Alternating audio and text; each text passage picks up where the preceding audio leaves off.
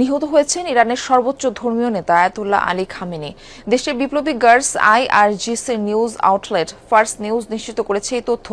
এছাড়া দ্য তাসনিম এবং ইরান ইন্টারন্যাশনালও জানিয়েছে শনিবারের বিমান হামলায় মৃত্যু হয়েছে খামেনির। জানা গেছে শনিবার সকালে চালানো হামলাতেই মারা যান তিনি। যুক্তরাষ্ট্র ইসরায়েলের যৌথ অভিযানে এছাড়াও মারা গেছেন খামেনির মেয়ে জামাই এবং নাতি। এরই মধ্যে 40 দিনের শোক ঘোষণা করেছে ইরান।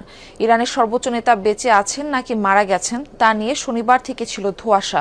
মার্কিন প্রেসিডেন্ট ডোনাল্ড ট্রাম্প সহ ইসরায়েল শনিবার থেকেই খামেনির মৃত্যুর খবর জানালেও বেশ কয়েকজন শীর্ষ কর্মকর্তার বরাতে আরবের গণমাধ্যমগুলো বলছিল বেঁচে আছেন ইরানের সর্বোচ্চ নেতা। এর আগে ইরানের পররাষ্ট্রমন্ত্রী আব্বাস আরাকচি দাবি করেন খামেনির মৃত্যুর খবর সত্য নয়, নিরাপদে আছেন ইরানের প্রেসিডেন্ট, সুপ্রিম ন্যাশনাল সিকিউরিটি কাউন্সিলের সেক্রেটারি এবং পার্লামেন্টের স্পিকারও।